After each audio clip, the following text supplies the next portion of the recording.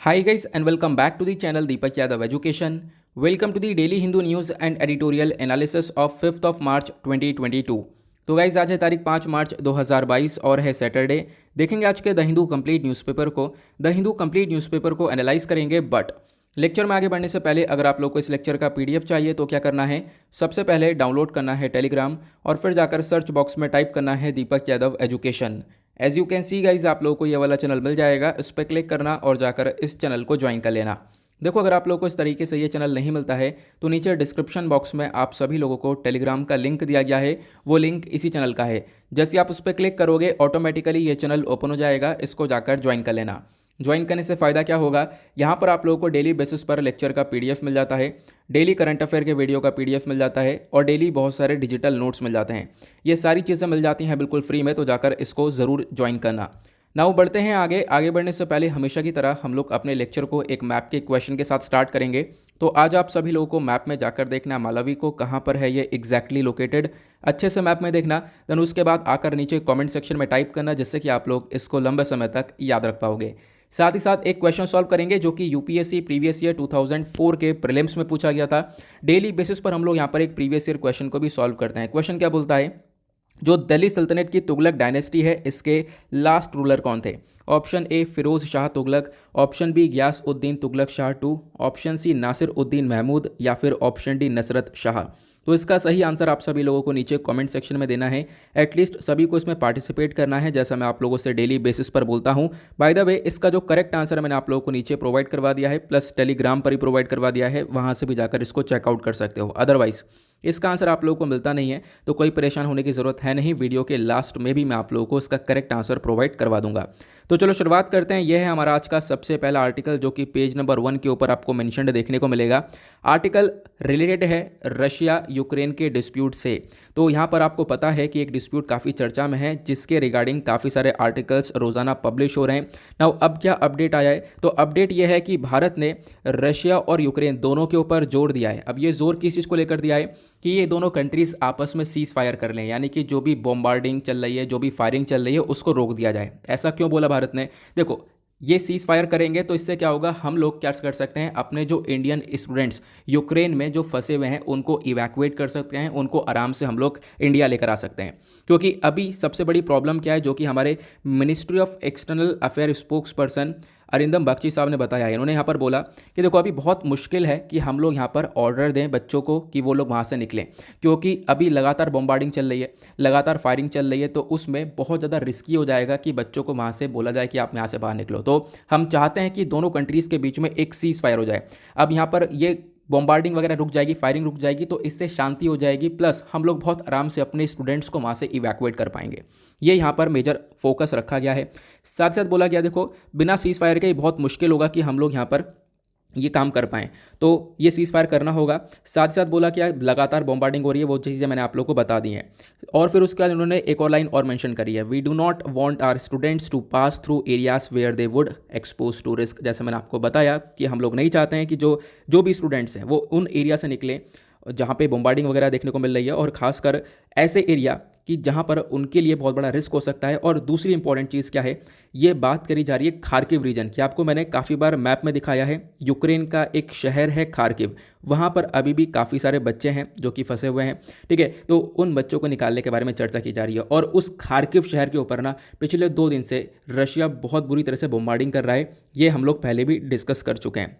तो इन सब चीज़ों को कहने के दौरान रशिया की तरफ से एक एश्योरेंस आया। रशिया ने बोला कि ठीक है, Russian national defence control centre के जो हेड हैं, इन्होंने बोला ठीक है, हम लोग क्या करेंगे, हम लोग हेल्प करेंगे और जो भी फॉरेन स्टूडेंट्स फंसे हुए हैं यूक्रेन में, उन स्टूडेंट्स को निकालने में मदद करने वाले हैं आप लोगों की। तो लगभग बोला गया कि इंडियन स्टूडेंट्स हैं, प्लस चाइनीज़ और भी जो दूसरे फॉरेन नेशनल्स के स्टूडेंट्स वहाँ पर फंसे हुए हैं, उनको रशिया निकालने मदद करेगा। कुछ बसें यहाँ पर भेजने वाला है, कुछ बसें लगभग 150 या फिर 130 जो कंफर्टेबल बसेस हैं वो यहाँ पर रेडी हो चुकी हैं, खार्किव जाएंगी और सुमी जाएंगी। ये खार्किव और सुमी दोनों शहर हैं यूक्रेन के, वहाँ से उन बच्चों को लेकर रशिया आएंगे, फिर रशिया से यहाँ पर इंडिया इन बच्चों को लेकर आ जाएगा। क्लियर हुआ? तो आई होप आप लोगों को यहाँ पर अच्छे से पूरा आर्टिकल ये क्लियर हो चुका है कि एग्जैक्टली क्या क्या इन्फॉर्मेशन यहाँ पर दी गई है। बाकी इसी डिस्प्यूट से रिलेटेड और भी छोटे छोटे आर्टिकल मेंशन्ड है, सारे नहीं पढ़ने हैं, एक आध हैं जो बहुत इंपॉर्टेंट है, ठीक है, हमारे एग्जामिनेशन के पॉइंट ऑफ व्यू से भी इंपॉर्टेंट होंगे, उसको हम लोग आगे डिस्कस करेंगे, जो भी एक आध इंपॉर्टेंट अपडेट होगा। बाकी मैंने अभी आपको ये अपडेट बता दिया है, इसके बारे में ध्यान रखना। उसके बाद नेक्स्ट आर्टिकल यहाँ पर आपको देखने को मिलेगा। अगला आर्टिकल बात करता है India abstains again in UN vote. तो यहाँ पर आपको पता होगा, देखो यूनाइटेड नेशन सिक्योरिटी काउंसिल के अंदर वोटिंग हुई, वहाँ पर भारत ने एब्सटेन कर दिया। देखो एब्सटेन का मतलब मैं बता दूँ, हम न्यूट्रल रहे। न्यूट्रल मतलब हमने ना इधर हाँ बोला ना बोला, ठीक है। ये वोटिंग किस चीज़ को लेकर हो रही है? तो वोटिंग हो रही है रशिया के अगेंस्ट में। तो कंट्रीज़ यहाँ पर सारी रशिया के अगेंस्ट में वोटिंग कर रही हैं, और जो एब्सटेन कर रही है वो ना हाँ में वोट करिए ना में वोट करिए कि हम न्यूट्रल हैं, ठीक है। तो इंडिया ने क्या किया, अभी यूएनएससी के अंदर जो वोटिंग हुई थी वहाँ पर एब्सटेन किया। फिर उसके बाद यूएनजीए के अंदर, यूनाइटेड नेशन जनरल असेंबली के अंदर वोटिंग हुई थी, वहाँ पर भी एब्सटेन किया। देन उसके बाद यहाँ पर अब एक और जगह पर वोटिंग हुई है, कहाँ पर? यूएनएचआरसी के अंदर, वहाँ पर भी भारत ने अगेन एब्सटेन कर दिया है। ये इन्फॉर्मेशन हमारे पास न्यूज़पेपर ने दी है, ठीक है। तो आगे बढ़ते हैं। यहाँ पर आप लोग देख पाओगे, बोला गया फ्राइडे में ये सारी वोटिंग हुई, कहाँ पर? United nation human right council के अंदर, जेनेवा में। वहाँ पर भारत ने अगेन डिसाइड किया कि हम लोग एब्सटेन करेंगे, और अगेन हम लोगों ने यहाँ पर एब्सटेन किया है। वोटिंग किस चीज़ को लेकर थी कि भाई यहाँ पर जो रशिया है, रशिया का एग्रेशन जो है, इसके अगेंस्ट में वोटिंग की जा रही थी, उसकी निंदा करी जा रही थी, ठीक है। और यहाँ पर बोला गया रशियन जो फोर्सेस हैं वो लगातार यहाँ पर काफ़ी सारे राइट्स को वॉयलेट कर रही हैं। यूक्रेन में बहुत सारे लोगों की जान जा चुकी है। यूक्रेन से जो लोग हैं वो निकल चुके हैं, लगभग 6,60,000। कहीं पर डेटा आपको ज़्यादा देखने को मिलेगा, कहीं पर देखने को मिलेगा ये डेटा ऊपर नीचे होता रहेगा। तो यहाँ पर अप्रॉक्स मान लो 7 लाख लोग निकल चुके हैं वहाँ से, यूक्रेन से अलग अलग कंट्रीज़ में जा चुके हैं, एज अ रेफ्यूजी जा चुके हैं। इससे रेफ्यूजी क्राइसिस बढ़ रहा है, तो रशिया कहीं ना कहीं ह्यूमन राइट वॉयलेशन कर रहा है। इस चीज़ को लेकर वोटिंग की गई थी वहाँ पर, तो इंडिया ने इसको एब्सटेन कर दिया है। और सिर्फ इंडिया ने ही नहीं, यहाँ पर 47 मेंबर हैं किसके अंदर? यूएनएचआरसी के अंदर, जहाँ पर लगभग इन 47 मेंबर्स में से 13 कंट्रीज़ ने यहाँ पर एब्सटेन किया। तो इंडिया यहाँ पर इन्हीं 13 कंट्रीज़ में से जिन्होंने यहाँ पर एब्सटेन किया। उन 13 कंट्रीज़ में से जो टॉप कंट्रीज़ है, जैसे कि चाइना हुआ, पाकिस्तान हुआ, कजाकिस्तान, सूडान, उज़्बेकिस्तान, इंडिया, इन सब ने भी भारत के साथ ही एब्सटेन किया। क्लियर हुआ? तो आई होप आपको यहाँ पर छोटी सी इन्फॉर्मेशन मिल गई है। बट अगर हम लोग एग्जाम पर्सपेक्टिव से पढ़ें तो ये इस आर्टिकल का इंपॉर्टेंस और ज़्यादा है, क्योंकि यहाँ पर आपने एक बॉडी के बारे में पढ़ा, ह्यूमन राइट काउंसिल के बारे में, खासकर यूएनएचआरसी के बारे में। तो यूएनएचआरसी क्या है, इसके बारे में ज़रूर जान लेना। चलो मैं आप लोगों को इसके बारे में छोटी सी इन्फॉर्मेशन देता हूँ। आखिरकार क्यों दे रहा हूँ, क्यों इंपॉर्टेंट है, तो पहले वो भी देख लो। यहाँ पर मैंने सिलेबस का स्क्रीनशॉट ले रखा है, आप यूपीएससी की वेबसाइट से सिलेबस डाउनलोड कर सकते हो। जैसे आप लोग जीएस पेपर 2 का सिलेबस ओपन करोगे, तो जीएस पेपर 2 में बिल्कुल लास्ट में जाओगे, तो यहाँ पर मैंने आपको पहले भी बता रखा है, बिल्कुल लास्ट पॉइंट देखो, लिखा हुआ है इंपॉर्टेंट इंटरनेशनल इंस्टीट्यूशन, ठीक है। तो आपके सिलेबस का एक्जैक्टली पार्ट है, यूपीएससी ने मेंशन कर रखा है, तो आपको यहाँ पर ये पढ़ना ही है। जितनी इंस्टीट्यूशंस आती हैं उन सबको पढ़ लिया करो, ठीक है। यूएनएचआरसी क्या है? United nation human right council है। ह्यूमन राइट काउंसिल जो है ये एक इंटर गवर्नमेंटल बॉडी है। यहाँ पर दुनिया भर की जो कंट्रीज़ हैं उनकी सरकारें आपस में मिलकर यहाँ पर काम करती हैं। ध्यान रखना, यूनाइटेड नेशन सिस्टम के अंदर में ही आती है। मैंने आपको बता रखा है यूनाइटेड नेशन सिस्टम के बारे में, अभी 2-3 दिन से हम लोग पढ़ रहे हैं लगातार। यूएनएन के अंदर 6 बॉडीज़ आपको देखने को मिलती है, इसके मेन 6 ऑर्गन्स है। चलो उन 6 मेन ऑर्गन्स का नाम बता दो नीचे कॉमेंट सेक्शन में। पहले भी हम लोगों ने पढ़ा है, अभी 2 दिन ही हुए हैं पढ़े हुए, ठीक है। तो बेसिकली नाम से पता चल रहा है ह्यूमन राइट्स काउंसिल, तो मानव के अधिकार के लिए यहाँ पर यह बॉडी काम करती है। ह्यूमन राइट्स को प्रोटेक्शन देने के लिए, ठीक है, उनके अधिकार हम लोग प्रोटेक्ट कर सकें, तो उनको प्रोटेक्शन देने के लिए यहाँ पर यह बॉडी काम करती है। ध्यान रखना। फॉर्मेशन के बारे में बात करें, जो काउंसिल है इसको बनाया गया था यूनाइटेड नेशन जनरल असेंबली के थ्रू 2006 के अंदर। और इससे पहले, मतलब यूएनएचआरसी से पहले एक और बॉडी हुआ करती थी जिसका नाम था यूएनसीएचआर। पहले यूएनसीएचआर हुआ करता था, बाद में बदल कर इसको यूएनएचआरसी कर दिया गया था। क्लियर हुआ? उसके बाद ये यहाँ पर इसका हेडक्वार्टर जेनेवा में देखने को मिलेगा। अभी हमने ऊपर आर्टिकल में पढ़ा, जहाँ पर भी वोटिंग हुई है। मेंबर्स कितने हैं? तो 47 यूनाइटेड नेशन मेंबर स्टेट्स आपको देखने को मिलेंगे। और इन मेंबर्स को इलेक्ट कौन करता है? तो इन मेंबर्स को इलेक्ट किया गया यूनाइटेड नेशन जनरल असेंबली के थ्रू। उसके बाद यहाँ पर United nation human right council के अंदर ये मेंबर्स बने हैं, और इनका मेजर मकसद मैंने आपको बता दिया, ताकि जो ह्यूमन राइट्स है उनको प्रोटेक्शन और उनको प्रमोट करता है।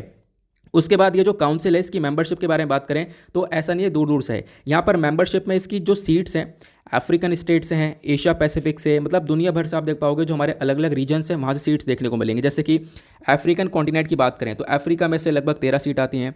उसके बाद एशिया पैसिफिक के बारे में बात करें तो यहाँ से 13 सीट आती हैं। और अमेरिका और कैरिबियन स्टेट्स के बारे में बात करें तो 8 सीट आती हैं। वेस्टर्न यूरोपियन और अदर स्टेट्स के बारे में बात करें तो 7 सीट हैं। ईस्टर्न यूरोप के बारे में बात करें तो 6 सीट आपको देखने को मिलेंगे। तो ये अलग अलग सीट्स हैं ना। जो भी मेंबर होता है इस काउंसिल के अंदर, ठीक है, वो 3 साल तक यहाँ पर सर्व करता है। मान लो आज कोई मेंबर इलेक्ट हुआ तो वो 3 साल तक उसमें वर्क करेगा, सर्व करेगा, और फिर उसके बाद तुरंत री इलेक्शन, जैसे कि मान लो दोबारा री इलेक्शन हुआ तो तुरंत उस मेंबर को वापस से मेंबर नहीं बनाया जा सकता, मतलब तुरंत री इलेक्शन नहीं हो सकता, लगभग 2 साल का गैप चाहिए, उसके बाद यहाँ पर उसका री इलेक्शन हो पाएगा। क्लियर हुआ? आई होप आपको काफ़ी अच्छे से इस पूरे बॉडी के बारे में, इस आर्टिकल के बारे में क्लियर हो चुका है, और ये भी पता चल चुका है हमारे एग्जामिनेशन से कैसे इंपॉर्टेंट है। चलो थर्ड आर्टिकल पर आते हैं। नेक्स्ट आर्टिकल देखो, कल काफ़ी चर्चा में था ये आर्टिकल, ठीक है, पूरे देश भर में, पूरे दुनिया भर में इनफैक्ट चर्चा हो रही है। हमारे लेजेंडरी जो हैं शेन वॉन, आप अगर क्रिकेट के फ़ैन होंगे तो आपको पता होगा शेन वॉन के बारे में। तो अभी यहाँ पर शेन वॉन की डेथ हुई है कल, तो इसकी वजह से यहाँ पर ये आर्टिकल काफ़ी चर्चा में देखने को मिलेगा। तो अभी ये पास अवे हो चुके हैं थाईलैंड में, जिसकी वजह से ये न्यूज़ काफ़ी ज़्यादा चर्चा में थी। तो ध्यान रख सकते हो, एक बॉलर हैं, एक लेजेंडरी बॉलर हैं, जिनके बारे में यहाँ पर ये आर्टिकल दिया गया है। यहाँ पर आप देख पाओगे ये इनका पिक्चर है, ठीक है। तो एक छोटी सी इन्फॉर्मेशन है, ध्यान रख सकते हो, क्योंकि अब डेफिनेटली वनडे एग्जामिनेशन में तो यहाँ पर क्वेश्चन बनते बनते, और वनडे एग्जामिनेशन में तो पूछा ही जाने वाला है 100%। उसके बाद आते हैं अगले आर्टिकल पर। आज का आपने थंबनेल देखा होगा, है ना, तो उसी थंबनेल से रिलेटेड आपको ये आर्टिकल देखने को मिलेगा। इस आर्टिकल को पेज नंबर 10 पर भी कवर किया गया है। हुआ क्या, पाकिस्तान के शिया मॉस्क के अंदर एक बॉम्ब ब्लास्ट हुआ, और उस बॉम्ब ब्लास्ट के अंदर लगभग 56 लोगों की जान गई है, 194 इंजर्ड है। नॉट इंपॉर्टेंट, हमारे लिए इंपॉर्टेंट नहीं है, लेकिन यहाँ पर थंबनेल मैंने बना रखा है तो मैं आपको बता देता हूँ, एक इन्फॉर्मेशन दे देता हूँ। हुआ क्या, आपने देखा होगा, मैंने वहाँ पर लिख रखा है कि ऑस्ट्रेलिया भी परेशान हो गया इससे। ऑस्ट्रेलिया को परेशान हो गया क्योंकि ऑस्ट्रेलिया टेस्ट क्रिकेट खेलने के लिए गया है, कहाँ पर, पाकिस्तान के अंदर, ठीक है। और पहला ही दिन था कल, जो टेस्ट क्रिकेट का था, मतलब टेस्ट मैच का पहला दिन था, रावलपिंडी में ये मैच हो रहा था, और बताया गया कि ऑस्ट्रेलिया इसी चक्कर में भेज नहीं रहा था, कि सिक्योरिटी कंसर्न की वजह से भेज नहीं रहा था, और इसकी वजह से अलग अलग जो कंट्रीज़ हैं वो यहाँ पर अपने क्रिकेटर्स को नहीं भेजती, अपनी टीम नहीं भेजती है यहाँ पर मैच के लिए, ठीक है। जैसे बहुत सारी कंट्रीज़, और पहले न्यूजीलैंड आया था, न्यूजीलैंड आधा मैच कल खेल के ही भाग गया था। तो यहाँ पर इस प्रकार से ये टीम्स आती हैं, और मतलब टीम्स आ ही नहीं रही, और ऑस्ट्रेलिया भी दशकों से यहाँ पर नहीं आया था, अब यहाँ पर आया है, और ऑस्ट्रेलिया को अभी लंबे समय तक रुकना है। यहाँ पर पूरे महीना यहाँ पर ये मैच, टेस्ट मैच चलने वाला है, ठीक है। तो पूरे महीना यहाँ पर पाकिस्तान में ये लोग स्टे करेंगे। तो बेसिकली यहाँ पर यही दिखाया गया कि ऑस्ट्रेलिया काफ़ी कंसर्न हो चुका है, ऑस्ट्रेलिया को काफ़ी हद तक यहाँ पर चिंता हो चुकी है सिक्योरिटी कंसर्न को लेकर, क्योंकि जैसे यहाँ पर ये कल ब्लास्ट हुआ, ठीक है। तो एक छोटी सी इन्फॉर्मेशन है, ध्यान रख सकते हो इसके बारे में, हो सकता है यहाँ पर कल फिर से कोई आर्टिकल आ जाए इसके ऊपर। नाउ आते हैं अगले इंपॉर्टेंट आर्टिकल की तरफ। ये जो आर्टिकल है बहुत इंपॉर्टेंट है हमारे एग्जामिनेशन के पॉइंट ऑफ व्यू से। एक ही चीज़ बस खाली ध्यान से सुनते हुए चलना, क्योंकि जब आप लोग जीएस पेपर 2 पॉलिटी का सिलेबस देखोगे तो वहाँ से आप लोग सिंपली रिलेट कर पाओगे। बहुत सारी चीज़ें वहाँ पर सिलेबस के अंदर जो कि हमारे इस पॉइंट से रिलेट होंगी। हुआ क्या है, देखो, हरियाणा असेंबली ने यहाँ पर क्या हुआ, एक एंटी कन्वर्जन बिल को टेबल किया। अब एंटी कन्वर्जन बिल को जब ये लेकर आए, इसको इंट्रोड्यूस किया, तो फ्राइडे में किया गया था, मतलब कल की बात है ये, क्योंकि कल की खबरें सारी आज छपी हुई हैं। तो कल इंट्रोड्यूस जैसी किया इस बिल को, तो इंट्रोड्यूस करने के साथ साथ जो ऑपोजिशन पार्टीज़ हैं उन्होंने काफ़ी प्रोटेस्ट किया, ठीक है। बहुत ज़्यादा यहाँ पर प्रोटेस्ट हुआ कि नहीं ये बिल बिल्कुल भी सही नहीं है, ठीक है। तो काफ़ी सारी चीज़ें यहाँ पर हुई हैं, तो बवाल हुआ इस बिल को लेकर। तो बेसिकली इतना ही बताया गया, एक तरफ से पास किया गया, दूसरी तरफ से प्रोटेस्ट हुआ। इस बिल का नाम क्या है, Haryana prevention of unlawful conversion of religion bill 2022। तो अभी यहाँ पे हम समझते हैं बिल क्या है, बिल के प्रोविजंस क्या हैं, क्योंकि ये समझना बहुत बहुत इंपॉर्टेंट है। प्लस एंटी कन्वर्जन को लेकर भारत के अंदर क्या स्टेटस है वो भी हम लोग समझने वाले हैं। तो अभी न्यूज़ क्या है, न्यूज़ यह है कि हरियाणा सरकार ने पहले तो देखो एक ड्राफ्ट रिलीज़ किया था, बिल आया, फिर उसका बिल को टेबल किया गया। अब यहाँ पर चाहते हैं ये बिल पास हो जाए। इस बिल का मेजर मकसद है रिलीजियस कन्वर्जन को रोका जाए। मतलब कि मान लो एक पर्टिकुलर रिलीजन ये है, ठीक है, एक व्यक्ति यहाँ पर इस रिलीजन का है, एक व्यक्ति यहाँ पर इस रिलीजन का है। तो यहाँ पर ये जो रिलीजन है, मान लो यहाँ पर ये व्यक्ति पर्सन ए चाहता है पर्सन बी को कि पर्सन बी यहाँ पर इसके रिलीजन में कन्वर्ट हो जाए, ठीक है। अगर पर्सन बी की खुद की मर्जी है, खुद की मर्जी से कन्वर्ट होना चाहता है, तो बिल्कुल यहाँ पर कन्वर्जन कर सकता है। बट यहाँ पर अगर बी वाले की मर्जी है नहीं और ए वाला ज़बरदस्ती फोर्सफुली उसको कन्वर्ट करवा रहा है, तो वो यहाँ पर उसके इस बिल के अगेंस्ट में होगा, ठीक है। तो ये बिल बेसिकली प्रोटेक्शन ही देता है। बिल का मेजर मकसद क्या है कि जो ज़बरदस्ती से या मिस रिप्रेजेंटेशन से या ज़बरदस्ती से या फिर यहाँ पर आप कह सकते हो बहला फुसला कर भी अगर यहाँ पर या फिर फ्रॉड तरीके से किसी शादी कर ली जाए, ठीक है, फ्रॉड तरीके से शादी करने के बाद यहाँ पर क्या हुआ, फिर उसके फोर्स किया जा रहा है कि अब यहाँ पर क्या करो, अपना रिलीजन चेंज करो। तो ये चीज़ों को रोकने का काम करेगा ये बिल, ध्यान रखना। और इस प्रकार के जो बिल हैं ये सिर्फ हरियाणा नहीं ला रहा है, बहुत सारे स्टेट्स ऑलरेडी ला चुके हैं। कौन कौन से स्टेट्स में, आपको कर्नाटका में देखने को मिलेगा, अरुणाचल प्रदेश, छत्तीसगढ़, गुजरात, हिमाचल प्रदेश, झारखंड, मध्य प्रदेश, ओडिशा, उत्तर प्रदेश, उत्तराखंड, यहाँ सभी जगह पर आप देख पाओगे सभी लोग यहाँ पर ऐसा बिल पास कर चुके हैं, ठीक है, एंटी कन्वर्जन बिल। तो अभी यहाँ पर हरियाणा लेकर आने की बात कर रहा है। अच्छा, पहला क्वेश्चन दिमाग में आएगा कि आखिरकार इस एंटी कन्वर्जन बिल की आवश्यकता क्यों है, ज़रूरत क्यों है, नीड क्या है इसकी। क्योंकि सबसे पहली नीड क्या है, देखो मैं आपको बताता हूँ। जो कॉन्स्टिट्यूशन है हमारा, कॉन्स्टिट्यूशन यहाँ पर हर एक इंडिविजुअल को एक उसका फंडामेंटल राइट देता है। वो राइट क्या है कि वो यहाँ पर वो अपने कोई से भी रिलीजन को प्रैक्टिस कर सकता है, ठीक है, उसको यहाँ पर उसका प्रसार कर सकता है। तो हर एक रिलीजन को, कोई सा भी यहाँ पर रिलीजन आराम से प्रैक्टिस कर सकता है।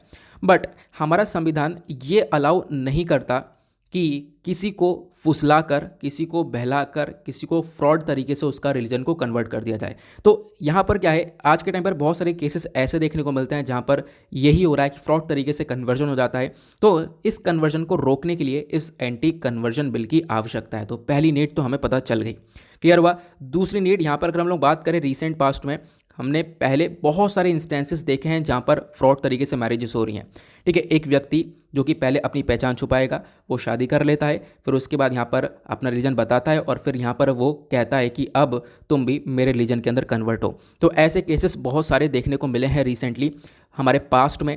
तो इसी वजह से बोला गया ये हमारे लिए दूसरी ज़रूरत है कि इसकी वजह से भी एंटी कन्वर्जन बिल की आवश्यकता है, कि अगर ऐसा कुछ होगा तो वो एंटी कन्वर्जन बिल इस काम को रोकेगा। क्लियर हुआ। नाउ अब ये जो बिल है इसके प्रोविजंस के बारे में बात करता है। इस बिल का मेजर मकसद क्या है, ये किस चीज़ से रिलेटेड है, ये तो आपने सीख लिया। अब प्रोविजंस क्या है इस बिल के, इसके बारे में देखेंगे। ये बिल जो है ये यहाँ पर पनिशमेंट देगा, मतलब कि मान लो अगर ऐसा तब भी होता है, मान लो यहाँ पर किसी माइनर को या किसी वेमेन का कन्वर्जन हो रहा है ज़बरदस्ती तरीके से, या शेड्यूल्ड कास्ट या शेड्यूल्ड ट्राइब्स, किसी को भी यहाँ पर ज़बरदस्त तरीके से, ज़बरदस्त चीज़ है, ठीक है, यहाँ पर ध्यान रखना, फोर्सफुल से। तो अगर कोई ज़बरदस्ती ऐसा करता है, रिलीजन को कन्वर्ट करवाता है, तो डेफिनेटली यहाँ पर उसको पनिशमेंट मिलने वाली है, जो भी ऐसा काम करेगा। क्लियर हुआ। उसके बाद यहाँ पर क्या देखने को मिलता है, यहाँ पर आप देख पाओगे, देखो वही बात बोली गई है कि कब होगा, अगर किसी पर्सन की खुद की मर्जी है तो ये कब कुछ भी नहीं होगा। लेकिन अगर किसी को वही ज़बरदस्ती, मिस रिप्रेजेंटेशन, फ्रॉड यहाँ पर या फिर बहला फुसला दिया, तो यहाँ पर डेफिनेटली ये वर्क करेगा। अदरवाइज पर्सन की खुद की मर्जी है तो यहाँ पर ये लॉ काम नहीं करेगा, ध्यान रखना। क्योंकि आपके पास भी राइट है, आपके पास खुद का फंडामेंटल राइट है, बट फंडामेंटल राइट भी ये अलाउ नहीं करता कि ज़बरदस्ती एक काम हो, जो कि मैंने अभी आप लोगों को थोड़ी देर पहले बताया था। अब बात करते हैं, मान लो किसी व्यक्ति की यहाँ पर ऐसे तब भी मैरिज हो जाती है, ठीक है। पहले तो क्या होगा, अगर यहाँ पर इस प्रकार से मैरिज हो रही है, कन्वर्टिंग वाली मैरिज हो रही है, तो आपको एक प्रॉपर अथॉरिटी को सारी चीज़ें बतानी पड़ेंगी, ठीक है। एक प्रेस्क्राइब अथॉरिटी को सारी चीज़ें मेंशन करनी पड़ेंगी, ताकि वो चेक कर सके कि कोई फ्रॉड तरीके से कन्वर्जन तो नहीं हो रहा है। इसके अलावा यहाँ पर अगर होता है ऐसा, तो मतलब अगर यहाँ पर कोई ये सारी अथॉरिटी को बात नहीं बताता है, तो उसके बाद जो भी मैरिज होगी उसको नल एंड वॉइड डिक्लेयर कर दिया जाएगा, वो मैरिज नहीं मानी जाएगी। क्लियर हुआ। नाउ अब बात करते हैं एंटी कन्वर्जन लॉ भारत के अंदर कहाँ पर स्टैंड करता है। सबसे पहली बात, जो हमारा भारतीय संविधान है, इसके अंदर आर्टिकल 25 गारंटी देता है किस चीज़ को, फ्रीडम ऑफ प्रोफेस, प्रोपोगेट और प्रैक्टिस रिलीजन को लेकर। जैसे मैंने आपको बताया, हम लोग अपने रिलीजन को खुलकर परफॉर्म कर सकते हैं, अपने रिलीजन के बारे में किसी दूसरे को आराम से बता सकते हैं, उसका प्रसार कर सकते हैं। तो सारी चीज़ें यहाँ पर आर्टिकल 25 के अंदर मेंशन की गई हैं, ठीक है, जो कि मैंने आप लोग को ऑलरेडी बता दिया। लेकिन इसमें भी ये भी मेंशन है कि कोई भी व्यक्ति ज़बरदस्ती तरीके से यहाँ पर उसका रीजन चेंज नहीं करवा सकता। तो ये आपको एंटी कन्वर्जन लॉ का स्टेटस भारत के अंदर देखने को मिलेगा। इसी वजह से एंटी कन्वर्जन बिल लेकर आया गया हरियाणा के अंदर। क्लियर हुआ। आई होप आपको सारी बातें अच्छे से समझ में आ चुकी हैं। तो पता यहाँ पर इतना बवाल हुआ कि जैसा आप लोग एक हेडिंग भी देख पा रहे होंगे, जो स्पीकर है, स्पीकर ने एक कांग्रेस के एमएलए को सस्पेंड भी कर दिया। क्योंकि कांग्रेस के एमएलए ने ये जो बिल लाया था, इस बिल की कॉपी को फाड़ दिया था। तो मतलब ये इतना बवाल तक यहाँ पर देखने को मिला था कल, ठीक है। तो ये चीज़ें यहाँ पर बताई गई हैं। आई होप आपको काफ़ी कुछ यहाँ पर समझ में आ चुका है, क्योंकि जहाँ पर भी एंटी कन्वर्जन बिल के बारे में बात होगी, यही सारी चीज़ें देखने को मिलेंगी। कहीं पर भी कोई सी स्टेटमेंट एंटी कन्वर्जन बिल आता है जो आपने आज पढ़ा है, ठीक है, फोर्सफुली, एल्योरमेंट और ये सारी चीज़ें, यही यहाँ पर हर जगह पर देखने को मिलता है। आगे चलते हैं, आते हैं नेक्स्ट आर्टिकल पर। लेकिन उससे पहले मेक श्योर करना वीडियो को आप लोग लाइक कर दो। और लगभग हम लोगों ने आज भी टारगेट रखा है अपना 5000 प्लस लाइक्स का। जब मैं आप लोग को याद दिला देता हूँ तो आप लोग लाइक कर देते हो, वैसे पढ़ते पढ़ते भूल जाओ, तो ऐसा होता है सबके साथ। अब मैंने याद दिला दिया है, अब फटाफट यहाँ पर लाइक का बटन दबा देना और 5000 लाइक्स को फटाफट क्रॉस करवा देना, ठीक है। जो भी आपसे क्वेश्चन पूछें उसको लेकर कॉमेंट भी करना, ठीक है। उससे कॉमेंट भी यहाँ पर आपको इंक्रीज़ होते हुए नजर आएंगे। क्योंकि देखो ये चीज़ें क्या होती है ना, ये यूट्यूब का एक एल्गोरिथम है। यहाँ पे क्या होगा, वीडियो पे लाइक्स होंगे, कमेंट्स होंगे, तो वीडियो आगे थोड़ा सा चलता है, ठीक है, और भी लोगों तक वीडियो की रीच होती है। तो उससे काफ़ी ज़्यादा मतलब मोटिवेशन भी मिलता है, वो ज़्यादा मेरे लिए अच्छा रहता है, ठीक है। आप सभी लोगों के लिए भी अच्छा रहेगा, क्योंकि जितने ज़्यादा लोग होंगे मेरा उतना बड़ा देखो कॉन्ट्रीब्यूशन रहता है। मैं ऐसा नहीं है कि यहाँ पर कम लोग होंगे तो तब मैं बेकार पढ़ाऊँगा, ऐसा कुछ भी नहीं है। मैं पूरी रिसर्च करता हूँ और आप लोग देख पा रहे होंगे हर एक आर्टिकल के रिगार्डिंग मैं आपको बहुत सारी इन्फॉर्मेशन प्रोवाइड करवाता हूँ। हालांकि वो अभी कुछ प्रॉब्लम्स है जिसकी वजह से मैं उसको टेलीग्राम पे प्रोवाइड नहीं करवा पा रहा हूँ, ठीक है। तो कुछ टाइम बाद यहाँ पर उसको सही करूँगा, बट अभी के लिए यहाँ पर आप लोग इस न्यूज़पेपर के PDF को मॉर्निंग में डाउनलोड कर लिया करो। और क्योंकि वीडियो के अपलोड होने के बाद कुछ देर के लिए न्यूज़पेपर लगभग 2.5 से 3 घंटे तक पड़ा रहेगा टेलीग्राम पर, उसको डाउनलोड कर लेना और वहाँ पर आपको ये सारे नोट्स पिन हुए हुए मिल जाएंगे। जैसे आप क्लिक करोगे सब ओपन होता चले जाएगा, ठीक है। इसको आप लोग नोट डाउन कर सकते हो, अदरवाइज़ कुछ टाइम और लगेगा, मैं कुछ लेकर आ रहा हूँ तो उसके बाद वहाँ पर एक सोल्यूशन हो जाएगा। क्लियर हुआ? चलो आर्टिकल पर आते हैं वापस से। तो मेक श्योर करना लाइक कर दो वीडियो को। आर्टिकल ये बात करता है न्यू गिन बैरी स्पीशी के बारे में। देखो एक नई बैरी की स्पीशी है जो कि डिस्कवर करी गई तमिलनाडु के अंदर। इस आर्टिकल को सिंपली आप लोग रिलेट कर सकते हो GS पेपर 3 एनवायरमेंट से। तो यहाँ पर ये जो बेर की स्पीशी है वो कौन सी है मैं आपको बताता हूँ। ये आप लोगों को पिक्चर दिख रहा है वाइट कलर का जो इस पेड़ के ऊपर लगा हुआ है, ये एक फ्रूट है, ठीक है इसका। तो ये जो बैरी की स्पीशी डिस्कवर कर गई तमिलनाडु में। अब तमिलनाडु में कहाँ पर? तो तमिलनाडु में जो कन्याकुमारी वाइल्ड लाइफ सेंचुरी है वहाँ पर इसको डिस्कवर किया गया। और किसने किया? एक साइंटिस्ट की टीम थी। किसकी? बॉटनिकल सर्वे ऑफ इंडिया की, BSI की। पहली इंपॉर्टेंट चीज़ जो कि आपको पढ़नी है, बॉटनिकल सर्वे ऑफ इंडिया की टीम ने यहाँ पर इसको अच्छे से देखा, डिस्कवर किया। अब दूसरी इंपॉर्टेंट चीज़ क्या है कि अब ये जो स्पीशी है गिनबेरी की, इसका साइंटिफिक नेम क्या है? तो साइंटिफिक नेम बता दो। तो साइंटिफिक नेम देखने को मिलेगा ग्लाइकोस्मिस एल्बीकैर्पा, यहाँ पर इसका साइंटिफिक नेम है। ऊपर आप लोग देख पाओगे, ऊपर भी मेंशन्ड है ग्लाइकोस्मिस एल्बीकैर्पा, ये नाम देखने को मिलेगा। क्लियर हुआ? इस पे वाइट कलर का आपको फ्रूट नजर आएगा जैसे मैंने अभी आप लोग को दिखा दिया। तो ये ध्यान रखना। और दूसरी इंपॉर्टेंट चीज़ यहाँ पर क्या है, इस वाइल्ड लाइफ सेंचुरी के बारे में आपको पढ़ना है। तो इस आर्टिकल में से सिर्फ और सिर्फ 3 चीज़ें ध्यान रखनी है। बेरी की स्पीशी का साइंटिफिक नेम, कहाँ पर पाई गई है, वो लोकेशन, प्लस यहाँ पर किसने फाउंड किया है। जैसे बॉटनिकल सर्वे ऑफ इंडिया के बारे में बात की गई है तो आपके प्रीलिम्स के पॉइंट ऑफ व्यू से इंपॉर्टेंट है। BSI की जब हम बात करते हैं तो बॉटनिकल सर्वे ऑफ इंडिया एक इंपॉर्टेंट ऑर्गेनाइजेशन है जो कि हमारे कहाँ पर आती है, जैसे कि ministry of environment forest climate change के अंदर यहाँ पर ये देखने को मिलती है। इसका मेन काम क्या है? ऐसी जो भी प्लांट्स होते हैं उनकी डिस्कवरी करता है। बॉटनिकल सर्वे ऑफ इंडिया को बनाया गया था 13 फरवरी 1890 में। इसका मेजर ऑब्जेक्टिव था कि नए से नए जो प्लांट्स हैं, नए से नए जो पेड़ होते हैं, पौधे होते हैं, इनको एक्सप्लोर करना, इनकी प्रजातियों के बारे में और भी बहुत कुछ जानना, ठीक है, नई नई प्लांट स्पीशीज़ को आइडेंटिफाई करना। तो ये सारा काम है बॉटनिकल सर्वे ऑफ इंडिया का। उसके बाद यहाँ पर और क्या काम है? देखो यहाँ पर एक चीज़ और इम्पॉर्टेंट पॉइंट है, जो सर जॉर्ज किंग थे, ठीक है, ये उस समय सुपरिटेंडेंट थे किसके? रॉयल बॉटनिकल गार्डन कलकत्ता के, जिनको पहला एक्स ऑफिशियो डायरेक्टर बनाया गया था BSI का। तो क्वेश्चन है कि सबसे पहली बात, बॉटनिकल सर्वे ऑफ इंडिया के पहले एक्स ऑफिशियो डायरेक्टर कौन थे? तो सर जॉर्ज किंग थे। उसके बाद इंडिपेंडेंस के बाद जो ये डिपार्टमेंट है इसको रिकग्नाइज़ किया गया 1954 में हमारी भारत सरकार के थ्रू। तब हमने इसके ऊपर अच्छे से काम करना चालू किया और इस बॉडी को और ज़्यादा एक्सपैंड किया। आज के टाइम पर ये बॉडी अपने आप में अलग अलग जगह पर एक्सपैंड हो चुकी है, नए नए प्लांट्स की स्पीशीज़ के ऊपर खोज कर रही है, उनको आइडेंटिफाई कर रही है। तो अपने आप में यहाँ पर ये काफ़ी ग्रो हो चुकी है, ठीक है। तो बॉटनिकल सर्वे ऑफ इंडिया का मेन फंक्शन क्या है? वही जैसे हमने डिस्कस किया, जो भी हमारे प्लांट्स हैं उनको यहाँ पर अच्छे से उनके बारे में इंफॉर्मेशन निकालना, नई नई स्पीशीज़ को ढूंढने का ये काम करता है। क्लियर हुआ? तो ध्यान रखना BSI के बारे में। अब दूसरी इंपॉर्टेंट चीज़ क्या है? कन्याकुमारी वाइल्ड लाइफ सेंचुरी, जहाँ पर ये स्पीशी पाई गई है। तो कन्याकुमारी वाइल्ड लाइफ सेंचुरी के बारे में कोई ऐसी मेजर इन्फॉर्मेशन मिली नहीं, तो कोई बात नहीं, विकीपीडिया पे लेकिन काफ़ी कुछ मिला है। विकीपीडिया पे हमने यहाँ पर उसका स्क्रीनशॉट लेकर मैंने यहाँ पर टेलीग्राम पर शेयर कर दिया है। जब कन्याकुमारी वाइल्ड लाइफ सेंचुरी है, ये एक प्रोटेक्टेड एरिया है कन्याकुमारी डिस्ट्रिक्ट के अंदर, तमिलनाडु में, ठीक है। ध्यान रखना, इसको वाइल्ड लाइफ सेंचुरी बनाया गया फरवरी 2008 के अंदर। ये जो एरिया है एक टाइगर हैबिटेट है। बहुत सारी नदियाँ यहाँ से निकलती हैं, जैसे कि यहाँ पर जो पहराली रिवर है वो भी निकलती है, थामेराबारानी रिवर भी यहाँ पर देखने को मिलती है। उसके बाद इसके वाइल्ड लाइफ के बारे में बात करें, जो रीजन है एक most diverse wild life forest location है भारत के अंदर, ठीक है। यहाँ पर बहुत सारी अलग अलग प्रजातियाँ देखने को मिलेंगी, प्लांट्स की, एम्फीबियंस की, इंसेक्ट्स की, अलग अलग प्रजातियाँ डिस्कवर भी करी गई हैं, नई नई प्रजातियाँ डिस्कवर करी गई हैं, ठीक है। इनफैक्ट हम लोग बात करें यहाँ पर ऐसी बहुत सारी प्रजातियाँ जो कि थ्रेटेंड स्पीशीज़ हैं, मतलब जो बहुत खतरे में है, जो ख़त्म होने वाली हैं। और वो कौन कौन सी प्रजातियाँ? Indian bison, elephant, Indian rock python, lion tailed macaque, उसके बाद माउस डियर, नीलगिरी तार, ये अलग अलग यहाँ पर आपको जानवर देखने को मिलेंगे जो कि इस पर्टिकुलर वाइल्ड लाइफ सेंचुरी के अंदर पाए जाते हैं, ठीक है। ध्यान रखना, इसके बारे में छोटी सी इन्फॉर्मेशन है, कहाँ पर लोकेटेड है ये आप लोग को पता होना चाहिए, प्लस यहाँ पर एग्जैक्टली लोकेशन जो, तो ये तो पता होनी चाहिए, ठीक है। आगे चलते हैं नेक्स्ट आर्टिकल की तरफ, और क्या हमारे लिए इंपॉर्टेंट। नाउ आते हैं एक और आर्टिकल पर, छोटा सा आर्टिकल लेकिन अगेन इंपॉर्टेंट आर्टिकल। जो हमारा डेफ एक्सपो यानी डिफेंस एक्सपो होने वाला था वो पोस्टपोन कर दिया गया, क्यों? क्योंकि यूक्रेन के क्राइसिस की वजह से। डिटेल से बात करेंगे। Article GS paper 3 defence technology के पर्सपेक्टिव से इंपॉर्टेंट है, ठीक है। तो डिफेंस सिक्योरिटी का टॉपिक आपका जीएस पेपर 3 के डायरेक्टली अंदर मेंशन्ड है, तो आपको ध्यान रखना है इसके बारे में। तो यहाँ पे अगर हम लोग बात करें, अभी यूक्रेन और रशिया के बीच में डिस्प्यूट चल रहा है। इन्हीं सब चीज़ों की वजह से जो ये डेफ एक्सपो था, जिसका 12वां एडिशन होने वाला था गुजरात में अगले सप्ताह, उस एडिशन को कर दिया गया है पोस्टपोन। ध्यान रखना, ठीक है। ये इन्फॉर्मेशन दी हमारी डिफेंस मिनिस्ट्री ने खुद। और यहाँ पे बोला गया अभी हमारे पास प्रॉपर लॉजिस्टिक्स आपको देखने को मिलेंगे। लॉजिस्टिक्स प्रॉब्लम्स यहाँ पर काफ़ी देखने को मिली है, इतना सामान है नहीं, ठीक है। और भी काफ़ी प्रॉब्लम्स हो चुकी है। हमारे बहुत सारे प्लेन्स वगैरह भी अभी गए हुए हैं, ठीक है। अभी रेस्क्यू ऑपरेशन चल रहा है, ऑपरेशन गंगा चल रहा है। यूक्रेन से हम लोग स्टूडेंट्स को लेकर आ रहे हैं।